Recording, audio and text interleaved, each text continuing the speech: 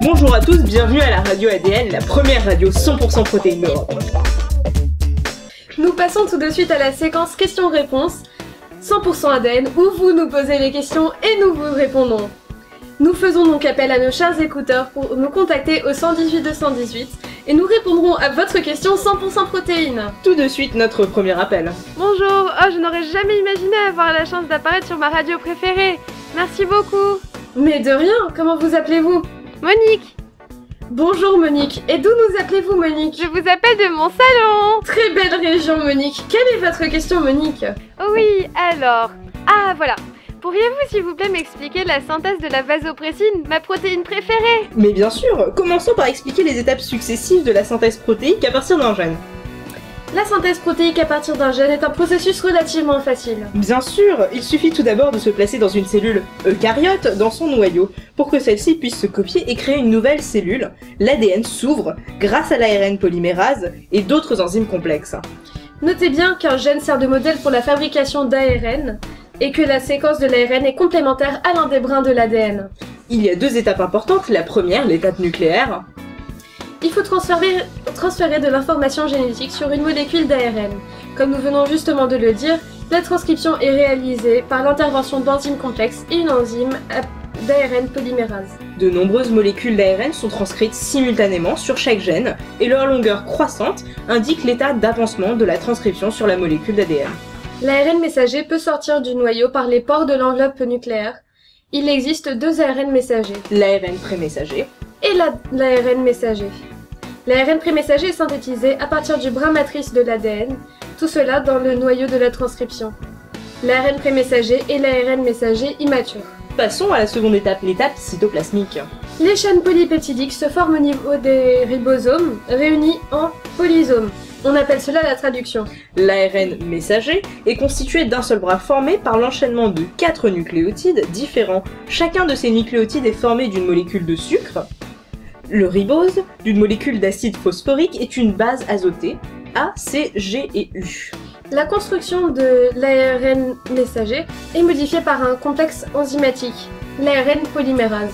Mais qu'est-ce que cette traduction et à quoi sert-elle? La traduction permet la synthèse dans le cytoplasme de chaînes polypeptidiques. La séquence des acides aminés est gouvernée par celle des nucléotides de l'ARN messager suivant un système de correspondance, le code génétique. Cette traduction est réalisée par triplet de nucléotides appelé codon. Un codon est une association de 3 nucléotides consécutifs dans l'ARN messager. À chaque codon correspond un acide aminé dans la protéine synthétisée. C'est le code génétique. Le code génétique? Mais qu'est-ce que c'est? Le code génétique est universel non ambigu. À un codon correspond un seul et unique acide aminé. Il est aussi dégénéré. À un acide aminé peuvent correspondre plusieurs codons. Il existe 64 codons et seulement 20 acides aminés. Bien sûr, il y a le doublet initial qui peut être seul déterminant. La nature dégénérée du code a pour conséquence sa redondance. Le code génétique possède des codons qui ne correspondent à aucun acide aminé.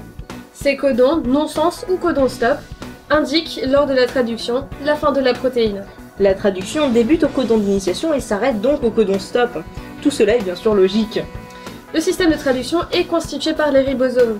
Les ribosomes sont un énorme complexe ribonucléoprotéique qui permet la traduction des ARNM en protéines. Les ribosomes parcourent l'ARN messager depuis le codon d'initiation jusqu'au codon stop et assurant ainsi la mise en place séquentielle des acides aminés. La synthèse démarre d'un codon initiateur AUG qui code pour la méthionine. L'arrêt de la synthèse se fait quand le ribosome lit en codon stop ou non-sens, UAA, UAG ou UGA. Donc, pour résumer ce qu'est la synthèse protéique d'un gène, l'étape de synthèse de l'ARN messager se fait dans la transcription. L'étape de synthèse des protéines à partir de l'ARN messager se nomme la traduction. L'ARN messager a une durée de vie très courte. Les codons sont une association de 3 nucléotides consécutifs dans l'ARN messager. À chaque codon correspond un acide aminé dans la protéine synthétisée. C'est le code génétique. Et voilà, vous savez maintenant ce que la synthèse protéique d'un gène est. Nous n'avons répondu qu'à une partie de votre question, passons maintenant à l'autre. Très bien, maintenant voyons cette protéine plus en détail. Qu'est-ce que la vasopressine? La vasopressine, ou hormone antidiurétique, est une hormone peptidique qui a principalement un rôle antidiurétique au niveau du rein. Voici la séquence du gène qui code pour cette protéine. En ARN en haut, en ADN en bas. Ainsi, pour fabriquer cette protéine, il suffit d'introduire de l'ARN polymérase dans la cellule avec ce gène précis pour pouvoir compléter le processus de la synthèse de protéines et produire de la vasopressine. Bonjour à tous! Pour les auditeurs les plus fervents de Radio ADN, je vais expliquer comment fabriquer de la vasopressine à la maison. Alors pour ce faire, on va utiliser la transgénèse. En fait, c'est simplement une technique qui permet de transférer un gène d'un individu d'une certaine espèce à une autre.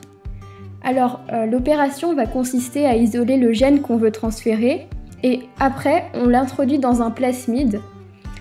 Alors, un plasmide, c'est juste une petite structure qui est présente dans les bactéries et elle contient une séquence de nucléotides. C'est un peu comme l'ADN, sauf que, en fait, le plasmide peut se répliquer tout seul, indépendamment du génome. Donc ensuite, on va faire en sorte que la bactérie absorbe le plasmide et le tour est joué. C'est super simple, non ? Ok, maintenant on va pouvoir rentrer dans les détails. Alors vous aurez besoin de 2 enzymes, l'enzyme de restriction et la ligase. Un enzyme de restriction, c'est comme une sorte de petite paire de ciseaux qui va découper le gène exactement là où on veut.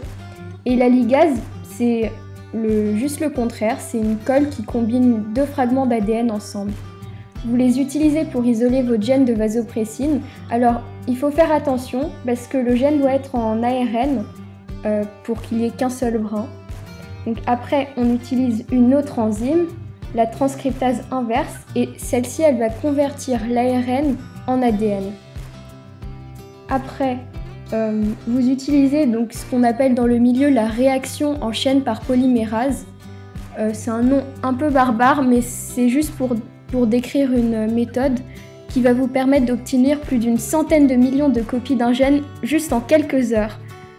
Ça va juste vous sauver le temps et ça va vite parce que au lieu d'utiliser juste un seul brin matrice pour toutes les réplications, chaque brin répliqué devient à son tour un brin matrice.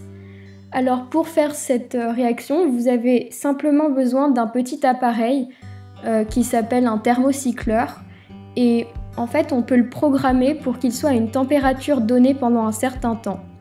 Donc on prend un tube, on met notre gène et l'ADN polymérase et nos amorces. Alors les amorces, il faut faire attention, il faut bien les choisir. En fait, c'est des séquences de nucléotides qui vont venir compléter les brins pour qu'elles s'expriment bien correctement à la fin de la transgénèse. Le premier cycle de la réaction en chaîne est à 95 degrés Celsius et il sert à détruire les liaisons faibles de la molécule d'ADN, enfin celles qui permettent de conserver la structure de la molécule. Et c'est pendant ce premier cycle que les amorces vont venir compléter l'ADN. Et donc, à la fin du premier cycle, on a le double de brins qu'on avait au départ. Après, donc, ça dure 3 cycles et à la fin, on a toutes les copies. Après, on découpe nos plasmides avec les enzymes de restriction, on intègre le gène avec des ligases. On prend un tube et on met une solution nutritive dedans et on met nos bactéries et les plasmides ensemble et après on va prendre le tube et on va le mettre dans de l'eau à 57 degrés. Alors il faut vraiment que ça soit à 57 degrés parce que à cette température, la paroi cellulaire de la bactérie se fissure et donc le plasmide peut entrer. Et ensuite, il vous suffit simplement de vérifier quelles bactéries ont absorbé le plasmide. Et c'est assez facile parce que, en fait, comme un plasmide contient un gène qui protège les bactéries des poisons qui peuvent les détruire, par exemple certains antibiotiques, il suffit de les exposer à des antibiotiques et de les laisser quelques heures, le temps de quelques cycles cellulaires, et à la fin, il n'y aura que les bactéries qui ont été modifiées qui se seront répliquées parce que les autres seront mortes. Et donc voilà nos petites bactéries productrices de vasopressine. Alors, par contre, moi je vous conseille de prendre une bactérie qui vit dans le même pH que celui du rein parce que c'est là que la vasopressine est créée. Donc comme le pH du rein c'est à peu près entre 5 et 8 d'acidité, vous pouvez prendre une Sphingobacterium thermophilium. C'est une bactérie qu'on trouve dans le compost et qui survit dans un pH d'acidité entre 6 et 9. Voilà, c'est super simple comme vous pouvez le voir. À bientôt! J'espère que cela répond à votre question, Monique. Passons tout de suite à notre séquence musicale. Allez, Tout de suite le nouveau tube du groupe Double Hélice, Adénine ou thé. Où t'es, Adeline, où t'es,